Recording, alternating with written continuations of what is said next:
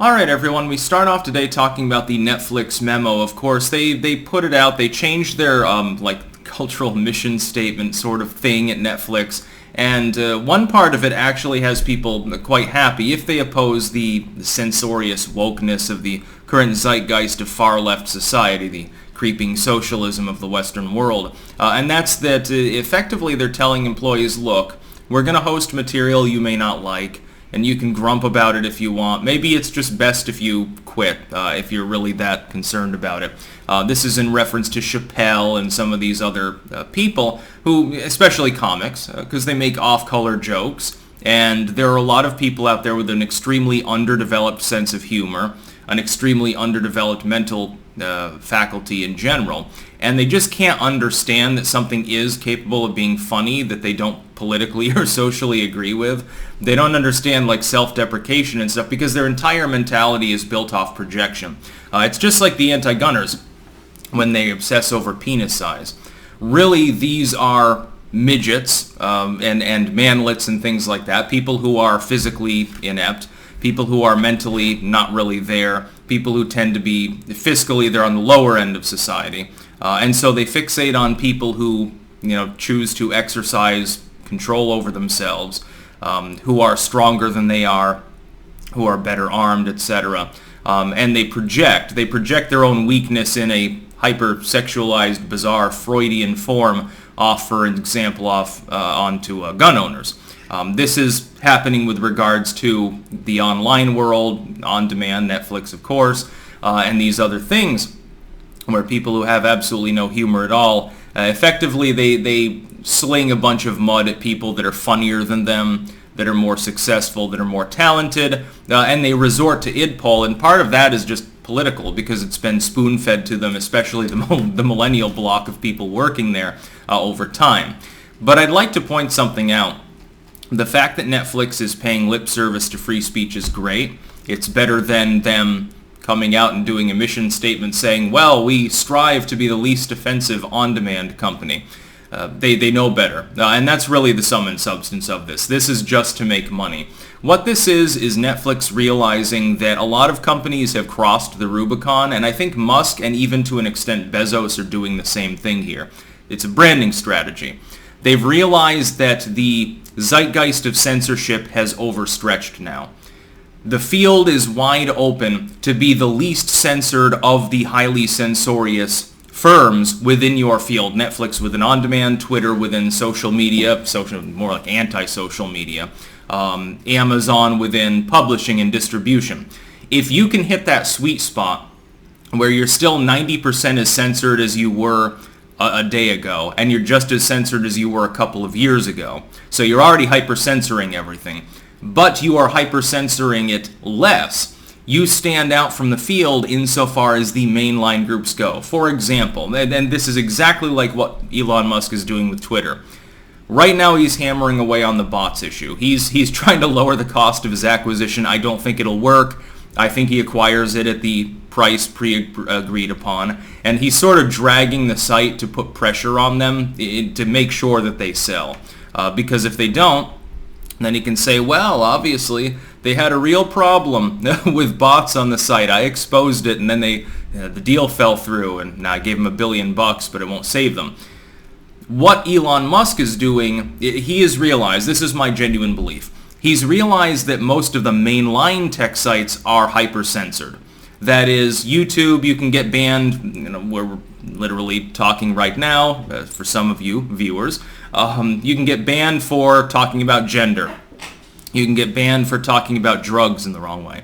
You can get banned for copyright infringement even if you're not infringing a copyright. There's copyright trolling constantly on the platform. You can get banned for basic bitch socio-political opinions. You can get banned for basic criticism of religion, depending on which religion it is.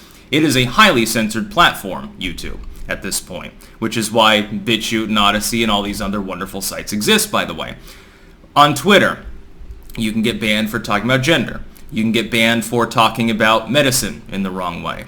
You can get banned for talking about one particular election in one country in one moment in time, the 2016 U.S. election, Not all the others. You can criticize them as much as you want, claim that they're fraudulent because you didn't like the result, it's just that one, but you're not allowed to question it, and so on forth. Apple and Google as a parent company of YouTube, by the way, they have a duopoly over virtually all phone app-related things. They kick apps off of their stores constantly. They're doing this constantly. Part of it is illegal. It's a vertical monopoly. They've kicked off apps of their direct competitors. They're being sued, by the way, by Rumble over similar things with regards to browsing. Time and time again, if you look at the mainline companies, you find they're hyper-censored. Elon Musk on Twitter is simply trying to be the least censored of the highly censored companies. So it's not going to be like Gab. It's not going to be like Parler or something like that. It will still be hyper-censored. It's a regression not to even the golden age of the internet, which I identify as roughly 2012 to 2014, where you had fixed most of the glitches and slowness and you had really amped these sites up, but you hadn't yet instituted socio-political censorship on any mass scale. Prior to Adpocalypse on YouTube, prior to the crackdown on disinfo by these sites. It's not even going back that far. That's the golden age of the internet. I think that we should go back to that. Elon Musk just wants to take it back to like 2017 or thereabouts. Just scaling back a few layers of basic censorship will allow him to outmaneuver all of the competitors because he will have the only mainline site that is not hyper-censored. I think Bezos is doing this. Although he's divested himself of direct control of Amazon, it is quite clear he's delving into that same socio-political framework. Still got the stock, still has value, people still associate him with Amazon. He doesn't even need to change any rules there. By the way, Amazon technically is the least censored of the tech giants, which is hilarious to me. Netflix is doing the same thing for on-demand. They're looking at their field of competitors and saying, look, we lost hundreds of thousands of subscribers last year. If we scale back one layer of this censorship, so we're just basically telling people we're not going to boot the Dave Chappelle show. We can con hundreds of thousands or millions of people on the right into thinking that we're the good guys, we've gone anti-woke, and they should support us fiscally. They should watch the material, they should get the subscription, etc. We're literally throwing them crumbs after having eaten the rest of the entire meal.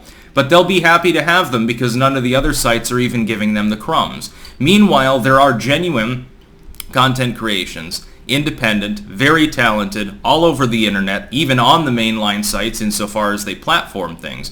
Books on Amazon, movies and series on YouTube, etc., that don't do any of the woke thing, that are not part of that censorious incest fest, which is big tech at this point, the vertical monopolization and really the illegal trusts that go on.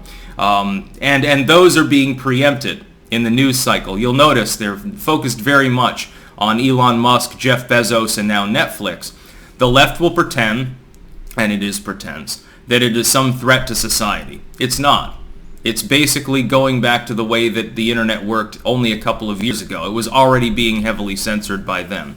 If this is the compromise that's going to happen, it means that the internet on the mainline sites will get slightly better, and it also means that new tech will be hazarded because some people are easily distracted by shiny things, and they'll look at this and think that the war is over, we don't have to meme anymore. The struggle is over, wokeness is dying. No, it's not. Wokeness is not dying. Wokeness is ever increasing. That's the whole problem. Censorship is a creeping cancer on the ass and scrotum of the country and of the world at large, the Western world that has any semblance of free expression at all. Continue that fight. Continue to make the independent content and to support actual independent platforms. Netflix is not your friend. They're just trying to get you to subscribe. By being the least evil of the evil scientists in a room. This evil scientist isn't trying to take over the world. He's not trying to vaporize everyone or turn them into frogs or anything. He just decided to build a death ray and blow up the moon. Well, that sounds a little bit better, right? That's basically what Netflix is doing here, and there are people that are actually taken in. They're being conned by this. That's about all. Peace out.